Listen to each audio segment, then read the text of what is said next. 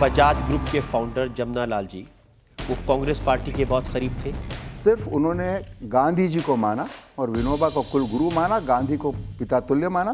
गांधी जी के बोलने से उनको कांग्रेस वर्किंग कमेटी का ट्रस्टी नहीं, ट्रेजरर बनाया। आप कांग्रेस के करीब हुए हर कांग्रेस के नेता को बजाज की डीलरशिप देके? ये तो आज ही मालूम पड़ा मुझे। आप बोलते हैं हम कांग्रेस के बहुत क्लोज हैं। कांग्रेस बोलती है तुम बीजेपी के हो, बीजेपी बोलती है तुम कांग्रेस के हो, और मैं बोलता हूं मैं हिंदुस्तान का हूं, न कांग्रेस का हूं न बीजेपी का हूं। आप सिर्फ उसके हैं जो पावर में बैठा है। तब तो मेरे को सबकी चमचागिरी करनी चाहिए। आप बिल्कुल करते रहे। लोग तो बोलते हैं इंडस्ट्रियलिस्ट में एक ही है बेवकूफ जो गाली देता है गवर्नमेंट को, चाहे कोई भी गवर्नमेंट हो। देखिए, मैं आपको उदाहरण बताता हूँ। मई 1997 की बात है, जब पी चिदम्बरम फाइनेंस मिनिस्टर थे, तो आपने कहा कि इनसे बेहतर वित्त मंत्री देश के लिए उन्होंने जब वो ड्रीम बजट लगाया, वो ड्रीम बजट बड़ा जोरदार था। ये तो आप इसलिए कह रहे हैं कि एक वित्त मंत्री है, एक प्राइम मिनिस्टर है। अब वो सूट करता है मेरे को, मैं क्या करूं? बीजेपी पावर में आई थी तो मतलब आप बीजेपी का बन गया? मैं देखिए अक्टूबर नहीं, जो पावर में आता है उसके बनते हैं आप। अच्छा, ये बात है, ये आइडिया अच्छी है। अक्टूबर 1999 में आपने कहा कि अक्टूबर 1999 अच्छा, आपने कहा कि अटल बिहारी वाजपेयी प्रधानमंत्री बने हैं, इससे अच्छी बात देश के लिए कोई हो ही नहीं सकती। आज भी मैं कहता हूं, जब आज तो वो प्रधानमंत्री नहीं है ना रजत जी, कि वाजपेयी जी एक हमारे बड़े आउटस्टैंडिंग प्रधानमंत्री रहे हैं। I am very happy, I am very proud. Congress सत्ता में होती है तो उसकी तारीफ करते हैं, बीजेपी सत्ता में होती है उसकी तारीफ करते हैं। गाली देना चाहिए क्या सबको? नहीं नहीं नहीं, कांग्रेस जब सत्ता में होती है, जब राजीव गांधी प्रधानमंत्री होते हैं, वो आपको इंडियन एलायंस का चेयरमैन बना देते हैं। ये उनकी गलती थी कि मेरी गलती थी? और जब बीजेपी सत्ता में होती है, वो आपको पद्म भूषण देती है। मैं तो बहुत ही कोई ग्रेट आदमी होऊंगा। सब पॉलिटिकल पार्टीज मेरे को बड़प्पन दे कर रही है। कोई पद्म भूषण दे रहा है, कोई इंडियन एलायंस का चेयरमैन बना रहा है। अगर विनम्रता छोड़ दूं तो कहूं कि जो सत्ता में होते हैं उसकी चमचागिरी करते हैं, इसलिए मिलता है। तो कितने लोगों को इस तरह से मिली पद्म भूषण, और कितने लोगों को चेयरमैन बना इंडियन एलायंस इस तरीके से? तो आप क्यों नहीं चले जाते राज्यसभा में? कोई बुलाता नहीं है, और ना मेरे को टाइम है वहाँ पर टाइम खराब करने के लिए। मैं जाके करूँगा क्या वहाँ पर? जो भाषण यहाँ दे रहे हैं वहाँ दे सकते हैं। यहाँ सुनने को लोग हैं, वहाँ खाली हाउस रहेगा।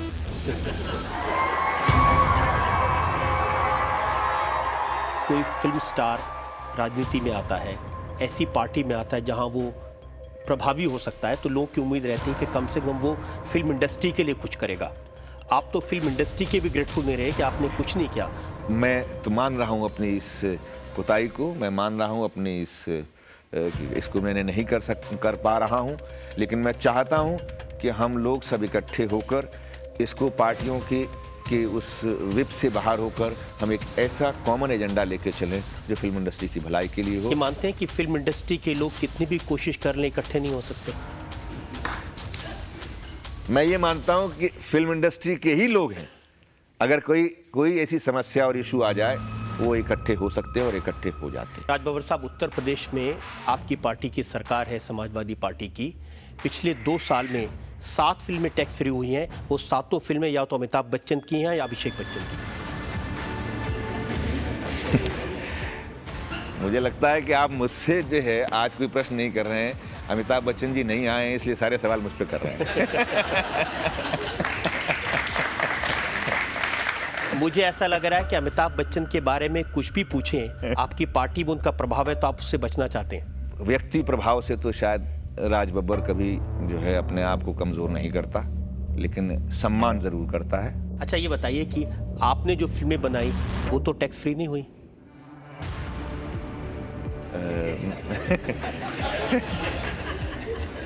तो हो सकता है कि मेरी फिल्में अच्छी ना रही हूं। तो आप अपने फैंस से ये वादा कर रहे हैं कि आप कुछ भी हो जाए, राजनीति में कहीं भी पहुंच जाए, लेकिन आप एक्टिंग नहीं छोड़ेंगे? राजनीति में आपने कहा मैं कहीं भी पहुंच जाऊं एक्टिंग नहीं छोड़ूंगा, ऐसी बात नहीं है। मैं राजनीति में कोई एक्टिंग नहीं करूंगा।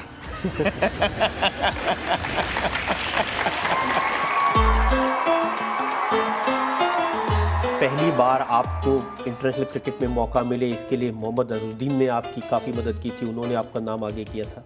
सपोर्ट ज़रूरी होता है, लेकिन ओवरऑल देखा जाए तो मुझे कोई रिग्रेट नहीं है। लेकिन सपोर्ट के साथ जिस तरह बात करता हूँ कि यूपी से कोई प्लेयर आ रहा है और इंडिया के लिए खेल रहा है, और मैं काफ़ी सुनील गावस्कर कई बार ये सवाल उठाते रहे हैं कि कैसे सिलेक्शन हो गया कैफ का।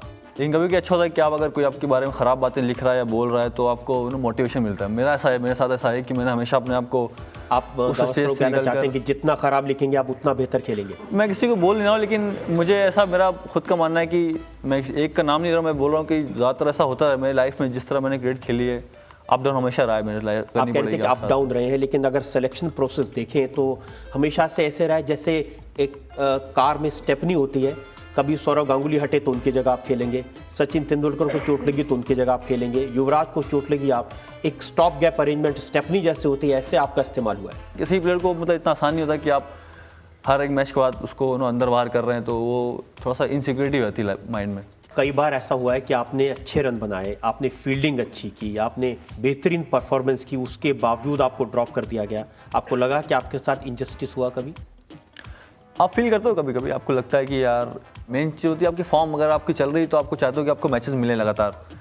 मुझे याद है कि पाकिस्तान ऑस्ट्रेलिया आई थी यहाँ पास, काफ़ी प्लेयर्स ने इतना अच्छा परफॉर्म नहीं किया था, लेकिन मेरे लकली मैंने कमबैक किया, टेस्ट में 250 करी थी। उसके बाद मुझे बांग्लादेश मैचेस नहीं मिले मुझे खेलने को। कौन है जो आपको ड्रॉप करवा देता है? कौन काटता है आपको? पता करना है ये बात मुझे।